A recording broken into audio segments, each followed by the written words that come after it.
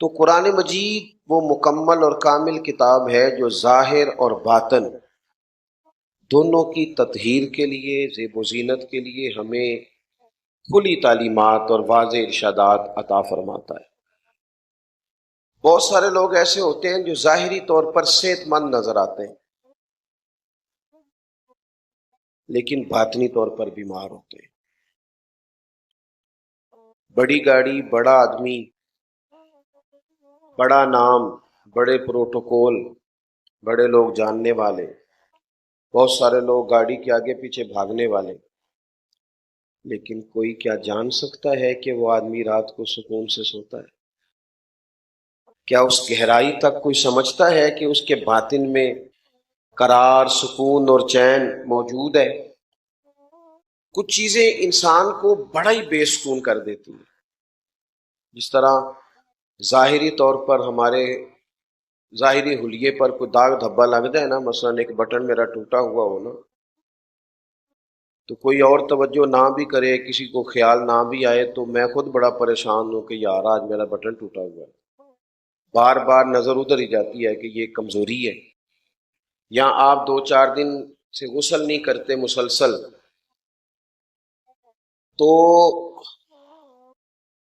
3-4 دن کے بعد اگر آپ کو موقع ملتا ہے نہانے کا تو آپ اپنے وجود کو ہلکا پھلکا محسوس کرتے ہیں۔ چلیں آپ کپڑے ہی صرف تبدیل کر لینا، جو کل پہنے تھے وہ آج اتار لیں تو محسوس ہوتا ہے کہ طبیعت ہلکی پھلکی ہو گئی۔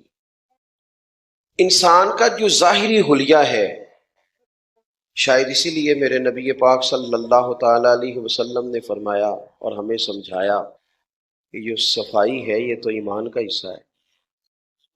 دیکھیں، سادہ ہونا اور بات ہے، اور میلا کچیلا ہونا، کہتے ہیں جی فلانے بابا جی سادے ہیں، کیا مطلب؟ کہتے ہیں کافی دن نہاتے نہیں۔ نہیں، سادہ نہیں، یہ نادان ہے۔ اللہ کے محبوب کے جسم نور سے تو ہر وقت خوشبو آتی تھی۔ تو اسلام نے ہمیں ظاہری طور پر صفائی کا بھی پورا حکم ارشاد فرمایا، لیکن آپ کا ظاہری حلیہ ایک آدھ داغ دھبے کی وجہ سے بھی آپ کو پریشان کر دیتا ہے۔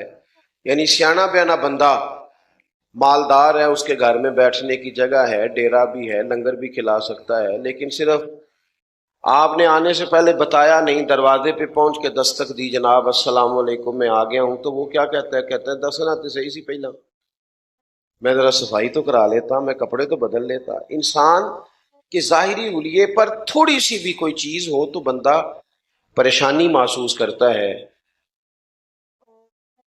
اگر ظاہر پر تھوڑی سی کوئی داغ دھبا ہو تو سکون نہیں آتا، اور اگر باطن سارا دھبوں سے بھرا ہوا ہو، حسد کا دھبا ہو، تکبر کا دھبا ہو، خیانت کا دھبا ہو، یہ بہت سارے لوگ ان آزمائشوں کا شکار ہوتے ہیں۔ دوڑ لگی ہوتی ہے کسی سے آگے نکلنے کی، تو اتنی ٹینشن اپنی نہیں لے رہے ہوتے جتنی اس کی لے رہے ہوتے ہیں کہ دیکھو اب کہاں پہنچ گیا۔ اتنا خیال اپنا نہیں رکھ رہے ہوتے جتنا سامنے والے کا۔ آپ لوگوں کی توجہ ہے میری بات پر؟ اللہ تو مہنگے مہنگے موبائل دے وے، لیکن کدی کدی نا، کدی کدی موبائل تو علاوہ بھی کسی کو تکنا چاہیے۔ اسی نا، مطلب دیکھو نا، موبائل جیتے تھوڑے نال اکثر ملاقات کری دی، ان کے سامنے آئے بیٹھے ہیں، تو آپ پھر بھی جناب وہ موبائل ہی دیکھ رہے ہیں۔ تو حضرت نے فرمایا، اور مجھے مدرسوں کے کام سے ذرا زیادہ دلچسپی ہے، اس لیے میں ایسا کوئی موقع ہو تو ذرا آنے کی کوشش کرتا ہوں، اس لیے کہ یہ چیز اصل ہے، یہ چیز بنیاد ہے۔ آپ تھوڑا موقع دیں، میں نے باتیں زیادہ نہیں کرنی، بڑی جلدی بات کو سمیٹ دوں گا۔ فرمایا باطن پر جو دھبے ہوتے ہیں وہ پھر بندے کو بے قرار کرتے ہیں، بے چین کرتے ہیں۔ ادھر ادھر دیکھ کے جب بندہ اپنے معاملات ترتیب دیتا ہے نا کہ فلانا آگے گزر گیا، میں پیچھے رہ گیا، فلانے کی شہرت زیادہ ہوگی، اب یہ چیز بے سکون کرتی ہے۔ آپ کیوں دیکھتے ہیں سامنے والے کی طرف؟ آپ وہ والی نعمتیں کیوں نہیں دیکھتے جو رب نے آپ کو عطا فرمائی؟ تو یہ باطن میں جو چیزیں ہوتی ہیں یہ تکلیف کا باعث بنتی ہیں۔ رب فرماتا ہے یتلو علیکم آیاتنا ویزکیکم، میرے محبوب تم پر میری آیتیں پڑھیں گے اور تمہیں پاکیزگی عطا فرما دیں گے۔ حضور نے نا یہ ساری چیزیں نکال دی۔ نبی پاک علیہ السلام نے لوگوں کے باطن دھو ڈالے۔ حضور نے نا پسند ہی فقیری کو کیا۔ نبی پاک مجبور نہیں ہے فقر پر، بالکل نہیں۔ حضور فرماتے ہیں میں چاہوں تو اللہ احد پہاڑ سونے کا بنا دے، میرے ساتھ چلا کرے۔ مجھے اختیار دیا گیا، میں چاہوں تو نبی اور بادشاہ بن سکتا ہوں، جیسے حضرت یوسف نبی بھی ہیں بادشاہ بھی ہیں، حضرت سلیمان علیہ السلام نبی بھی ہیں بادشاہ بھی ہیں، یہ پیغمبر اللہ کے۔ تو اگر میں چاہوں نبی اور بادشاہ بن جاؤں، لیکن میں نے عرض کی ہے مالک میں تیرا بندہ اور نبی بننا چاہتا ہوں۔ اس لیے اقبال کہتے ہیں متائے بے بہا ہے درد و سوز آرزو مندی، یہ مقام میں بندگی دے کر نہ لو شان خدا بند۔ بندگی میں جو لطف ہے نا، بندگی میں وہ بڑا ہے۔ تو نبی پاک علیہ السلام نے سادہ زندگی کو ترجیح دی۔ سادہ، ایک ہوتا ہے غریبی فقیری میں فقیری کرنا، وہ آسان کام ہے، نہیں پیسے کوئی نہیں تو سادی روٹی کھانا یہ آسان ہے، مطلب بدلہ نہیں لے سکتا تو معاف کر دیا تو یہ تو آسان ہے، فقیری میں فقیری آسان ہے۔ لیکن میرے نبی پاک نے جو فقیری کی ہے وہ فقیری میں فقیری نہیں کی، حضور نے بادشاہی میں فقیری کی ہے، یعنی ہر چیز موجود ہے پھر بھی فقر کیا ہے، بادشاہی میں فقیری، یہ کمال ہے۔ تو ایک تو تزکیہ، پھر فرمایا وَيُعَلِّمُكُمُ الْكِتَابَ وَالْحِکْمَةَ، محبوب تمہیں کتاب سکھاتے ہیں اور حکمت سکھاتے ہیں۔ حضور معلم بن کے آئے ہیں، نبی پاک نے کتاب سکھائی ہے۔ آج کل ہمارے ہاں یہ ہوتا ہے کہ ایک کونے میں کو بابا جی بٹھا دیے جائیں نا، جبے شبے پہن کے 6-7 تسبیح ان کے گلے میں ڈال دو، چلو اچھے نیک لوگ ہیں الحمدللہ، تسبیح چلا رہے ہوں، ایک کونے میں وہ بیٹھے ہیں اور ایک طرف ایک عالم دین بیٹھے ہوں قرآن پاک کا درس دینے کے۔ لوگ کی زیادہ ادھر جانے نے جدھر بابے اور بیٹھے دام کرا لیجیے، بابا جی کو نظر کرم کرو، ادھر ہی جاتے ہیں نا زیادہ لوگ۔ حضور علیہ السلام نے ہمیں ایک مزاج دیا ہے، قومیں علم سے فروغ پاتی ہیں، شعور جو ہوتا ہے اس سے انسان تازہ دم رہتا ہے، یہ جو آگہی ہوتی ہے یہ سفر آسان کرتی ہے۔ نبی کریم علیہ السلام مسجد نبوی شریف میں تشریف لائے تو 2 لوگوں کی جماعتیں بنی ہوئی تھی، ایک طرف بیٹھ کر لوگ اللہ تعالیٰ کا ذکر کر رہے تھے اور دوسری جانب بیٹھ کر ایک آدمی کتاب و سنت کی تعلیم دے رہے تھے اور باقی بیٹھ کے سن رہے تھے۔ اللہ کے محبوب علیہ السلام درمیان میں کھڑے ہو گئے اور فرمایا دونوں جماعتیں خیر پہ، دونوں بھلائی کا کام کر رہی ہیں، اور ساتھ ہی فرمایا کیونکہ اللہ تعالیٰ نے مجھے استاد بنا کے بھیجا ہے، میں معلم بن کے آیا ہوں، لہذا اللہ کے رسول علیہ السلام اس جماعت میں بیٹھ گئے جہاں دین پڑھایا جا رہا تھا۔ تو تھوڑا سا نا فروغ علم تھوڑی سی، اور ایک اور بات بھی، کچھ چیزیں ہمارے پاس مفت اور فری، انسان کی نا طبیعت کا تقاضا ہے کہ جو چیز وہ سمجھتا ہے نا بہت مہنگی ہے، سمجھتا ہے شاید زیادہ قیمتی بھی یہی ہے، حالانکہ بعض اوقات زیادہ مہنگی چیزیں جو ہوتی ہیں نا وہ نیرا فیشن ہی ہوتی ہے۔ میری بات کی سمجھ آ رہی ہے آپ کو؟ ہاں، مہنگے ہوٹلوں پہ روٹی کھاتے ہو نا، اس لیے معدے کے ڈاکٹروں کے پاس رش بھی بہت زیادہ ہے، کیونکہ بہت ساری چیزیں جو مہنگی ہیں نا وہ ظاہری چمک دمک رکھتی ہیں، بس مرچ مسالہ ٹھیک ہے، تھوڑی دیر کے لیے زبان کی لذت ٹھیک ہے، لیکن جو فطری چیزیں ہیں، جو سادہ چیزیں ہیں، وہ اپنی ترتیب کے لحاظ سے جو افادیت رکھتی ہیں اس کا انکار نہیں کیا جا سکتا۔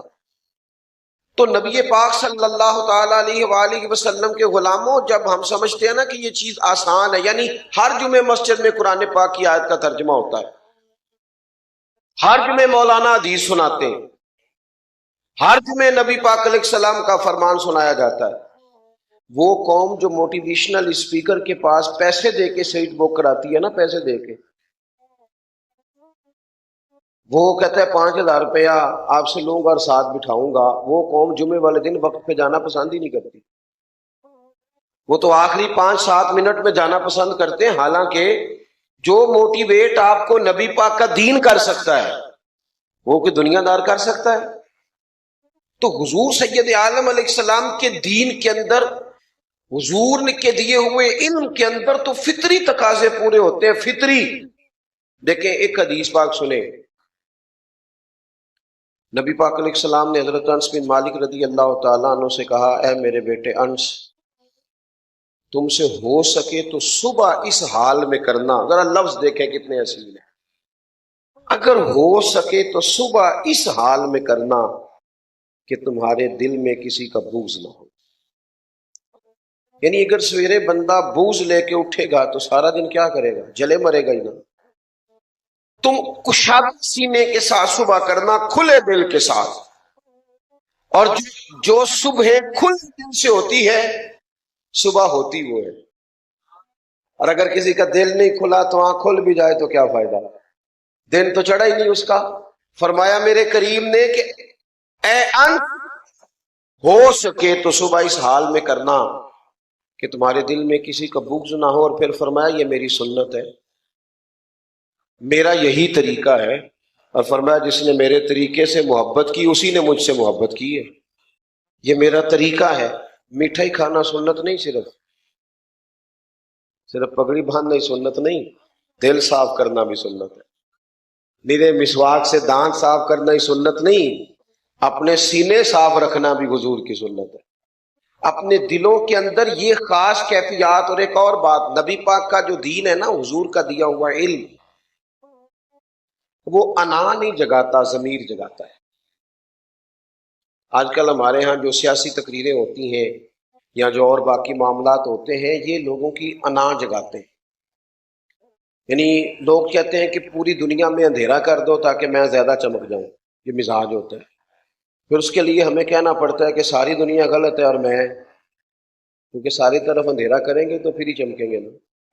سرکار نے یہ کام نہیں کیا، انا نہیں جگائی. اور جب آپ الزامات لگا رہے ہوتے ہیں تو پھر سامنے والا بھی الزامات ہی کی تیاری کر رہا ہوتا ہے. تو پھر قوم بیچاری سیلاب کی زد میں رہتی ہے اور حکمران کرسی کرسی کھیلتے رہتے ہیں، کرسی کرسی کھیل رہے ہیں. آپ کے ملک میں اس وقت ساری سیاسی جماعتیں حکومت میں، کوئی رونا نہ روئے کہ ہمارے پاس حکومت، سب حکومت میں. کسی کی پنجاب میں، کسی کی خیبر پختونخوا میں، کسی کی مرکز میں، کسی کی سندھ میں. غلط کہہ رہا ہوں؟ پھر پریشان کیوں ہو گئے ہو تسی؟ تو گھورنا شروع کر دیا. بھئی آپ جس جماعت کے بھی ورکر ہیں 100 بسم اللہ رہے ہیں، پر سچ تو سچ ہی ہے نا.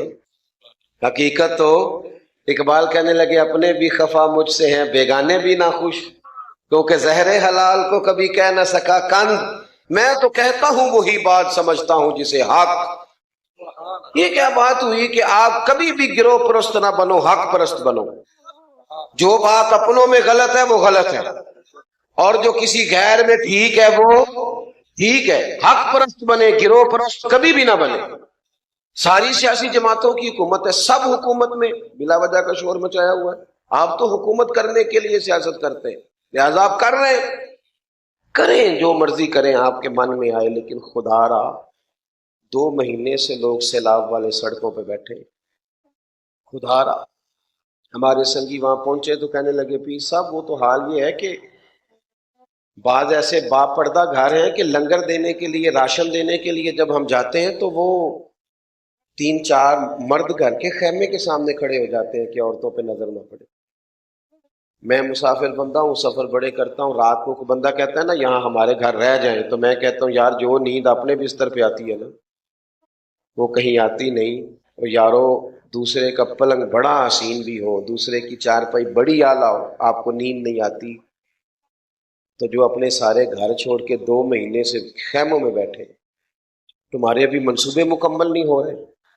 میں کل میلاد شریف کے موقع پہ میں نے اپنے دوستوں سے کہا لنگر بانٹنے لگے نا سنگی، میں کہ پتہ جی سانو بندے پوچھتے سانو سارے میلاد والے لنگر والے تسی اتھے ہی آ گئے ہو سلاب والے کول. میں کہ سانو نا لنگر ونڈن دی جاچ بڑی ہے، اسی ونڈتے ہی آ رہے ہیں لنگر. لوکاں بڑے شکوے کیتے ساڈے لنگر تے، کدی 11ویں والے تے کدی 12ویں والے تے، اسی موڑے نہیں. لیکن ویکھو ہن ونڈتے ونڈتے سانو اینی جاچ چاہیے کہ اسی اتھے بھی ونڈنا شروع کر دیں، کیونکہ ہوم ورک پہلے سے کیا ہوا تھا، ہماری تیاری تھی. ہم وہاں گئے ہوئے تھے تو بعض اوقات بھوک جب زیادہ لگتی ہے تو پھر بندے کو آداب بھی بھول جاتے ہیں، تو وہ لوگ خود بھی دوڑ کے آتے تھے کہ دے دو دے دو دے دو، بھاگتے تھے. بعض لوگ اس کی شکایتیں بھی کرتے تھے. میں کہتا ہوں یہ شکایت والا ٹائم ہی، تم سونا لے کے آئے ہو یہ جو چھیننے آ رہے. تم اس بھوک کی کا مظاہرہ کرو کہ آٹے کا تھیلا لینے کے لیے لوگ تمہارے لائنوں میں لگے ہوئے ہیں. اس سے زیادہ بھی کوئی تکلیف کی بات ہوتی ہے؟ بھوک زیادہ لگ جائے تو کئی دفعہ کپڑے سارے بھر جاتے ہیں، زیادہ بھوک جو لگی ہوئی ہوتی ہے.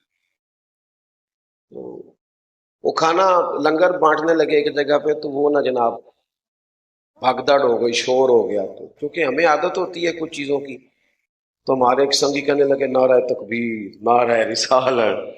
وہ جب دو تین دفعہ نعرے لگائے تو اب بندے ذرا تھوڑے سے چپ کر گئے، تو کہنے لگے اب نعرہ لگانے کا فائدہ یہ ہوتا ہے کہ نعرے کے فوراً بعد سناٹا ہو جاتا ہے، تو نعرے کے فوراً بعد سناٹا ہوا تو کہنے لگے ٹھہر جو تو اڑے لی آندا ہے سارا۔ یہ ہمیں ہمارے بزرگوں نے ہوم ورک کرایا تھا، اس لیے جب ہمیں کلاس ورک کرنا پڑا تو کوئی مشکل پیش نہیں آئی، آسانی سے ہو گیا۔ تو علم کی بات کریں، زندگی میں سیکھیں، اور سیکھنا کبھی بند نہ کریں، ساری زندگی سیکھیں، اور چھوٹوں سے سیکھیں، بھائیوں سے سیکھیں، دوستوں سے سیکھیں۔ میرے والد اور میری والدہ دونوں اپنا نام نہیں لکھنا جانتے تھے، میں نے ان سے اتنا سیکھا ہے، اتنا سیکھا ہے، اتنا سیکھا ہے کہ میں اپنے دوستوں سے کہتا ہوں کہ ایک نہیں میں کئی جلدوں میں کتاب لکھ سکتا ہوں اپنے ماں باپ۔ ہاں ہاں، اس لیے کہ ماں بالکل ان پڑھ بھی ہو نا، تلفظ ٹھیک بھی نہ ہو، پھر بھی رب کی بارگاہ سے بچے کے حصے کی رحمت مانگنا اسے آتی ہے۔ باپ بالکل ان پڑھ ہو، کچھ بھی نہ آتا ہو، تو اپنے پتر کے حصے کا کرم اپنے رب سے اس کا سوال کرنا اسے آتا ہے۔ تو میں جو بات آپ کی خدمت میں عرض کرنا چاہتا ہوں کہ فروغ علم حضور نے نا اپنے علم کے طور پر لوگوں کے ضمیر بیدار کیے، ضمیر۔ آپ دیکھیں خود لوگ آ جاتے تھے، قبیلہ غامدیہ کی عورت نے آ کے کہا یا رسول اللہ صلی اللہ تعالی علیہ وسلم غلطی ہو گئی ہے، میرے پیٹ میں ناجائز بچہ ہے، کوئی پکڑ کے نہیں لایا، زبردستی نہیں منوایا۔ جب ضمیر جاگ جاتے پھر انسان پاک ہونا چاہتا ہے، یا رسول اللہ صلی اللہ علیہ وسلم مجھے پاک کر دے، تو حضور نے فرمایا جا بچہ پیدا ہو جائے تو آنا، اور اس کے ساتھ دو پولیس والے نہیں بھیجے کہ اس کا خیال رکھنا بھاگ نہ جائے، کچھ بھی نہیں، وہ واپس آئی بچہ پیدا، فرمایا اب جا اسے دودھ پلا، جب روٹی کھانے کے قابل ہو جائے تو آنا۔ وہ آئی اور بچے کے ہاتھ میں روٹی تھی، محبوب نے فرمایا اسے لے جاؤ سنسار کر دو، اسے روڑے مارے گئے، اس کا جب انتقال ہوا، سنسار ہوئی وہ خاتون۔ اب جو اگلا مرحلہ ہے وہ سمجھنے والا ہے، محبوب نے فرمایا غسل دو میں خود جنازہ پڑھاؤں گا۔ بعض لوگوں نے کہا حضور یہ تو اس طرح کی خاتون ہے، فرمایا تم نے گناہ دیکھا ہے، احساس نہیں دیکھا، اس کی ندامت نہیں دیکھی؟ فرمایا اس نے تو ایسی توبہ کی ہے کہ ساری امت میں بانٹ دوں تو اللہ سب کی بخشش فرما دے گا۔ یہ حضور کا دیا ہوا علم ہے جو لوگوں کے ضمیر کو بیدار کرتا، لوگوں کے اندر احساس پیدا ہوتا کہ ہمیں اپنا تزکیہ کرنا، پاک ہونا۔ کتاب و سنت کو سیکھو، اسکولوں کالجوں کی دیواروں پر انگریزوں کے قول لکھ دیے، حدیثیں ساری یاد ہو گئی ہیں طالب علموں کو، آگے ایسا نہ کچھ۔ اپنے بچوں کے اندر دین کا ذوق پیدا کریں، دین کا ذوق ہماری ظاہری باطنی ضرورت کو پورا کرے گا۔ اور یہ جو مدارس ہے، مدارس میں عرض کروں کہ کام مینج کر کے کریں، مدارس میں بڑا مضبوط کام۔ آپ چندہ بھی ابھی اعلان ہو گیا ماشاءاللہ مجھ سے پہلے، آپ کو تعاون بھی بھرپور کرنا چاہیے اور تعاون عملاً بھی کرنا چاہیے، خود آئیں ادارے میں دیکھیں، اچھا مشورہ دیں، وابستہ ہوں، ساتھ غور کریں۔ کمزوریاں ہر جگہ ہوتی ہیں، جب ہم ایک دوسرے سے ملتے ہیں تو پھر ان کمزوریوں کو دور کرنے کا موقع میسر آتا ہے۔ یہ ادارہ جو بننے جا رہا ہے اسے جلدی بننا چاہیے، اور یہ بار بار چندوں کے اعلان ٹھیک نہیں ہوتے، آج اعلان ہو گیا ہے۔ اب میرا خیال ہے جتنے سارے ہم لوگ آئے ہیں نا، یہ ہم ہی کافی ہیں اگر تھوڑی توجہ کر جائے تو۔ اور ایک اور بات میں آپ کو عرض کروں، ہمارے اسلاف فرمایا کرتے تھے 10 لاکھ والے کی بھی بڑی برکت ہوتی ہے اور 10 والے کی بھی بڑی برکت ہوتی ہے۔ کئی دفعہ وہ جو 10 والا ہوتا ہے وہ بھی بڑی خیر کر جاتا ہے۔ پیچھے نہیں رہے، اداروں کے ساتھ منسلک ہو۔ آخری بات سنیں اور میں اپنی بات کو ختم کروں۔ دین کا جو علم ہے نا، یہ اتنا زیادہ ضروری ہے، اتنا زیادہ ضروری ہے کہ جتنا ہمارے لیے سانس لینا ضروری ہے۔ اگر یہ دنیا میں اس وقت جتنے لوگ اصول قاعدے ضابطے کی بات کرتے ہیں نا، یہ سارے قاعدے میرے نبی کریم علیہ السلام کے دیے ہوئے ہیں، یہ سب حضور کے دیے ہوئے ہیں۔ کسی نے غلام بن کے لیا ہے اور کسی نے ویسے ہی لے لیا ہے کہ چلو خیر کی بات ہے حاصل کرتا ہوں. دنیا میں خیر ساری حضور کے دم قدم سے تقسیم ہوئی. ہمیں نا تھوڑی دلچسپی پیدا کرنی ہے، چونکہ ہمیں مفت میں ملتی ہیں روز یہ چیزیں، ہم وہ قدر نہیں کرتے. ہم نا تھوڑا زیادہ ذوق کے ساتھ، تھوڑی زیادہ توجہ. ایک بات آپ نے سنی بھی ہے، پھر بھی سنے اسے، پھر بھی سنے. سب کو پتہ ہے نا کہ 5:15 فجر ہوگی، پھر بھی اذان روز ہوتی ہے نا، اور ایک ہی لفظوں کے ساتھ ہوتی ہے نا. روز سنیں آپ، روز. یہ خالی سننا بھی بڑا فائدہ دیتا ہے. تو کتاب و سنت، یہ جو پرانے زمانے میں، اب تو اللہ کا فضل ہے پڑھی لکھی کی عادت بھی ہمیں نظر آتی ہے. پرانے زمانے میں جو وڈیرے ہوتے تھے نا، وہ اپنے گاؤں میں سکول نہیں بننے دیتے تھے. وہ کہتے تھے کہ یہ انہوں نے بال پڑ گئے نا تو ساٹے یہاں مجھا نو پٹھے کڑا پائے گا، لہذا پابندی لگاؤ. حالانکہ یہ بال پڑ جانا کہ وہ مجھا بھی جدید طریقے نال سنبھال دینے.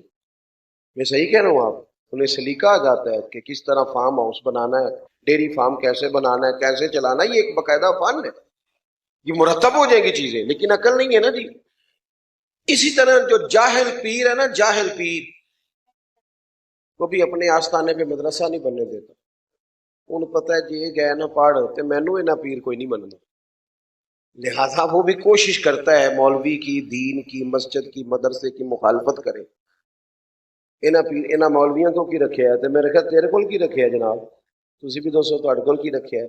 کہندے جی ساڈے حضرت صاحب نہ تقریر نہیں کردے. میں کہ انہوں آوندی نہیں، انہوں کسی مدرسے پاؤ، انہوں آکو 4 دیہاڑے پڑھے جی. وہ تے دعا بھی نہیں منگدے. میں کہ انہوں پتہ ہے نا ربنا آتینا بھی یاد کرنی پینی ہے، اس لیے انہیں نظر دا ہی فیض رکھیا ہے. تویز بھی ان تے پکے چھپوا کے رکھ لے. یہ کیا مصیبت ہے، اس سے باہر آئیں. اس طرح قومیں فروغ پاتی. علم کی طرف آپ بڑھیں، آپ آگے کا سفر. اور پھر میں ایک اور بات بھی شکوے کے طور پہ کرنے لگا ہوں. یہاں علامہ حنفی صاحب بیٹھے ہیں، مولانا صاحب بیٹھے ہیں، باقی ماشاءاللہ حضرات ہیں. علماء ہمیشہ پیروں کی تعریف کریں گے اسٹیجوں پہ، جلسوں میں، محفلوں میں. کدے کسی پیر نو بھی آکھو کسی مولوی کی تعریف کر چھڑے، کہو اسے نہیں ہوتی. بڑے بڑے سیاستدانوں کے دروازوں پہ پیر چلے جاتے ہیں الا ماشاءاللہ، باقی سارے کام کر لیتے ہیں. لیکن کسی عالم کے لیے 2 جملے بول دینا جن کی بڑی خدمات بھی ہو گوارا نہیں کرتے. تو مہربانی کریں، علم کا ذوق پیدا کریں. قومیں علم سے آگے جاتی ہیں، نیرے ناروں سے نہیں. حضور نے کسی کو بھیجا ہے نا جب، تو معلم بنا کر ہی بھیجا ہے. اور حضرت مصعب ابن عمیر سے لے کر جتنے لوگ بھی سرکار نے روانہ کیے، انہیں تعلیم کے لیے بھیجا. تعلیم و تعلم زندگی میں پیدا کریں. یہ جو شیلے بیانات اور جناب بڑی باتیں اور یہ اتھے اج کی ہویا اتھے نعرے بڑے لگے، نتیجہ کیا نکلا؟ بس ٹھیک ہے، پھر اس کے بعد اس سے بھی تگڑا مولوی منگوائیں گے جو اور زیادہ نعرے لگائے، پھر اس کے بعد اس سے تگڑا منگوائیں گے. یہ کام نہیں ہے. کام تو یہ ہے کہ آپ نے لیا کیا، آپ سمجھے کتنا. تو ایک ڈائری بنائیں نوجوان، اس پہ میرے محبوب کی جتنی احادیث آپ سنتے ہیں ان کو درج کریں، اور پھر اس کے مطابق اپنے آپ کو ڈھالیں. محبوب نے وہ بات کی ہے جو بالکل ہماری ضرورت کی ہے، ان کو عمل کی نیت سے لیں. داتا صاحب رحمۃ اللہ علیہ نے پورا اس پر مضمون لکھا ہے. فرماتے ہیں لوگوں سے کہنا آگ پہ چلو تو چل لیتے ہیں، لیکن کہنا علم سیکھ کے عمل کرو، یہ نہیں کرتے. اس دشواری سے باہر آئیں، علم اور عمل کا مزاج پیدا کریں. اللہ تعالیٰ اس ادارے کو جلد از جلد پایا تکمیل تک بھی پہنچائے اور مکمل بھی فرمائے، اور تعلیم کا سلسلہ جاری و ساری فرمائے. آخر دعوانا سارے حضرات درود شریف پڑھیے. الصلاۃ والسلام علیک یا سید